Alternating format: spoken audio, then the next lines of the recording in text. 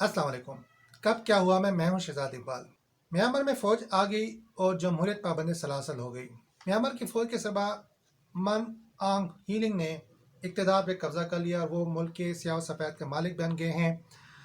अब उन्होंने ही मुल्क चलाना है, कब तक चलाना है? बज़ाहिर तो ये लग रहा है कि एक साल के लिए उन्होंने इमरजेंसी नाफिज कर दी है मुल्क भर में, या उससे पहले वो इक़्तिदार मुंतखब हुकूमत को मुंतकिल करते हैं, इसका फ़ैसला तो बाद में होगा। लेकिन अगर हम देखें तो 8 नवंबर 2020 को म्यांमार में आम इंतखाबात हुए थे, जिसमें आंग सान सूची की जमात नेशनल लीग फॉर डेमोक्रेसी यानी NLD को भारी अक्सरियत मिली थी और 80% के करीब नशिस्तें वो जीतने में कामयाब हो गई थी।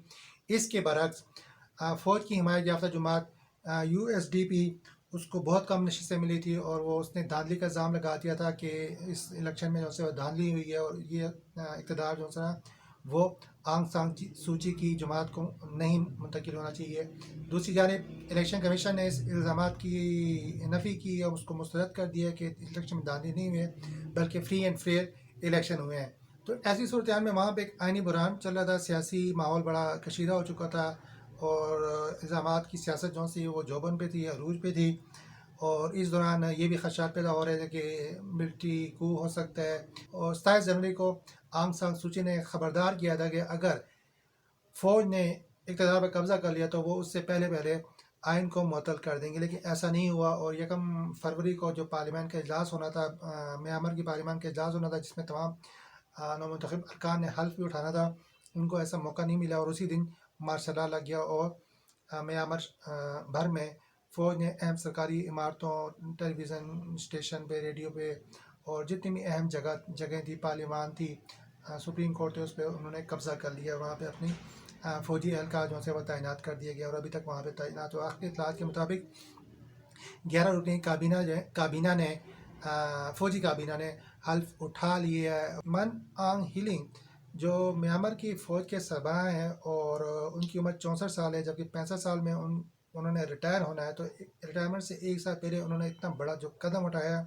उसकी कोई ख़ास वजह ही लगती है, इसलिए कि देखा ये जा रहा है, कहा ये जा रहा है कि इनके दिल में ये बड़ी ख्वाहिश थी, सियासी ख्वाहिश थी कि इक़्तिदार पर कब्ज़ा कर लें। और अगर हम देखें तो आंग सान सूची के साथ उन्होंने बड़े खूबसूरत तरीके से वर्किंग रिलेशनशिप कायम की हुई थी। इन्होंने 25% जो नशिस्तें थी फ़ौज के लिए वो पार्लियामान में मुख्तस करवाई थी और आंग सान सूची की काबीना में तीन अहम जो वजारतें हैं वो भी फ़ौज के पास थी। इसलिए कहा जाए कि इसलिए कहना गलत नहीं होगा कि अहम जो फैसले थे वो फ़ौज की रजामंदी और उनकी मशावरत के बगैर नहीं होते थे। मन आंग जो से उनकी मन की मुराद तो पूरी हो रही है और लग रहा है कि वो शायद इस मुराद को जो से काफ़ी तवील का तवालत दे दें और इक़्तिदार पर जो से वो कब्ज़ा जमाए रखें।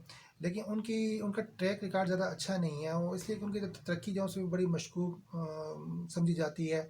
उन्होंने बड़ी तेज़ी से तरक्की की और उनको जब फ़ौज का सरबराह बनाया भी गया था तो सुपरसीड किया गया था, मतलब उनसे जो नीचे जर्नैल थे उनको छोड़ के इनका इंतखाब किया गया था। इसलिए इसके पीछे कुछ ना कुछ वजह हो सकती है, बगैर वजह ये सब चीज़ें नहीं होती।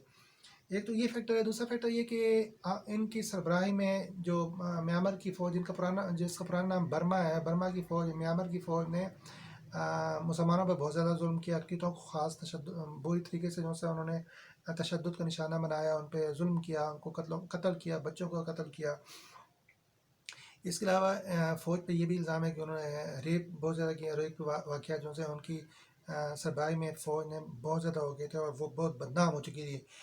इसमें कोई शक नहीं कि म्यांमार की फ़ौज जो थी वो जनूब मशरक़ी एशिया में दूसरी बड़ी फ़ौज है, तगड़ी फ़ौज समझी जाती है, लेकिन वो अपनी बदनामी की वजह से दुनिया में कुछ उसका एतबार नहीं किया जा रहा है। और वो ख़ासकर सोशल मीडिया पर जिस तरह की हमने सूरत हाल देखी है गुज़श्ता चंद साल में कि रखाइन के मुसलमान, रोहिंग्या मुसलमान जो है उनको उनका कत्ल वारत हो रहा है, उनको तशद्दुद किया, उनको बेघर किया जा रहा था, तशद्दुद किया जा रहा था। और वो बड़ी तादाद में जो है ना वो बांग्लादेश हिजरत करने में मजबूर हो गए, कश्तियों में जो है बेयार मददगार खुले समंदर में मौजूद थे, चाहे जो सा भी मौसम, सर्दी हो गर्मी हो, तो उनका कोई पुरसान हाल नहीं था। अक़वाम मुत्तहिदा से आलमी बरादरी में इस पर कुछ ज़्यादा आवाज़ नहीं उठाई। लेकिन मुसलमान ममालिक ख़ासकर पाकिस्तान में जो जिस तरह का गुस्सा पाया जाता है इस हवाले से, وہ آپ سب کے سامنے ہے۔ میانمار کی فوج کا امیج دنیا میں کچھ زیادہ اچھا نہیں سمجھا جاتا۔ آنگ سان سوچی کی بات کریں کہ جن کی پارٹی نے اس الیکشن میں کامیابی حاصل کی تھی، وہ پہلے بھی 2015 سے لے کے 2020 تک ان کے پاس اقتدار تھا۔ انہوں نے جمہوریت کے لیے بہت زیادہ خدمات انجام دی ہیں، انہوں نے جیل کاٹی ہے، سزائیں کاٹی ہیں، اور شخصی آزادی کے لیے، انسانی حقوق کے لیے انہوں نے سب چیزیں برداشت کی ہے۔ لیکن آخرکار 2010-11 میں میانمار میں جمہوریت کا سورج طلوع ہو گیا اور ان کو آزادی مل گئی تھی، اور سب چیزیں معاملات جو سے وہ بہتر ہونا شروع ہو گئے۔ تو یہ سمجھا جا رہا تھا کہ وہاں پہ جو ایک کلچر ہے میانمار میں، کہ وہاں پہ مارشل لا لگتے رہتے ہیں، فوجی حکومتیں بنتی رہتی ہے، اور جمہوریت کو پنپنے نہیں دیا جاتا ہے، وہ اب چیزیں ختم ہو جائیں گی۔ لیکن بمشکل 10 سال یہ سب چیزیں ہمیں دیکھنے کو ملی، اور اب وہاں پہ ایک دفعہ پھر جمہوریت کا بوریا بستر لپیٹ دیا گیا ہے۔ آنگ سان سوچی جو سے وہ آئرن لیڈی تصور کی جاتی ہے، اور یہ سمجھا جا رہا تھا کہ ان کے آنے کے بعد لوگوں کے حالات بہتر ہوں گے، اور میانمار جہاں پہ کوئی 88% 88% جو ہے وہ بدھ مت کے ماننے والے ہیں، 6% عیسائی ہیں، اور تقریباً 6% جو ہے مسلمان ہیں، تو تمام اقلیتوں کو ان کے حقوق ملیں گے۔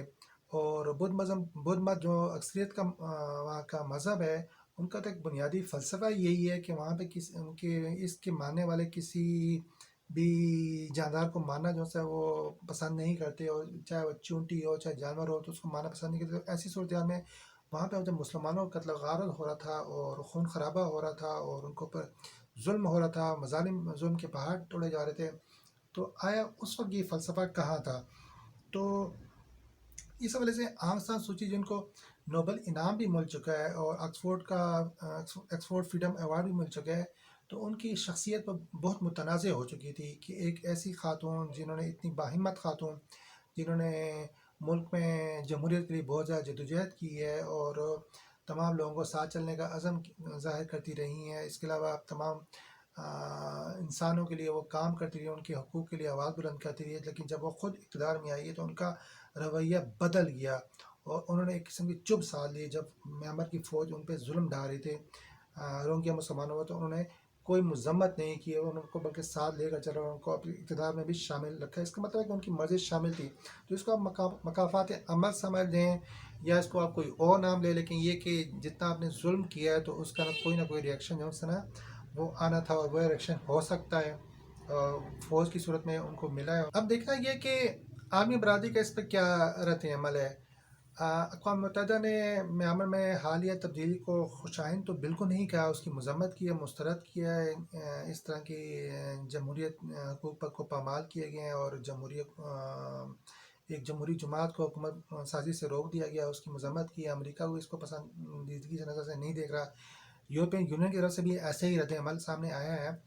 یہ سب باتیں اپنی جگہ پہ اہم ہے، لیکن دیکھنا یہ ہے کہ آیا ان کی طرف سے کوئی ایسا قدم اٹھایا جائے گا، عملی کام کیا جائے گا، جس کی وجہ سے میانمار کی فوج کو کہا جائے کہ وہ واپس بیرکوں میں چلے جائیں، اور اقتدار جو سے منتخب حکومت کو سونپ دیا جائے۔ میرا خیال ہے کہ ایسا نہیں ہوگا۔ اس کی بڑی وجہ یہ ہے کہ جنوبی ایشیا میں، اور خاص کر جنوب مشرقی ایشیا میں، چین کا بڑھتا ہوا رسوخ کو روکنے کے لیے امریکہ کو ایسی ریاستوں کی ضرورت ہے، چاہے وہ انڈیا کی صورت میں ہو یا میانمار کی صورت میں ہو، جہاں پہ وہ اپنے جہاں پہ وہ ان کے لیے قسم کے بند باندھ سکیں ان چین کے راستے میں، اور ان کو آگے بڑھنے سے روک سکیں۔ ایسا لگتا نہیں ہے کہ میانمار میں صورتحال بہتر ہو، اور وہاں پہ دوبارہ جو ہے وہ جمہوریت کا سورج اتنی جلدی طلوع ہو۔ تو ہم دیکھتے ہیں کہ آنے والے دنوں میں وہاں پہ کیا ہوتا ہے۔ تو اب تک کے لیے اتنا ہی۔ اپنا اور اپنے ہم وطنوں کا خیال رکھیں، اور اس چینل کا بھی بہت شکریہ۔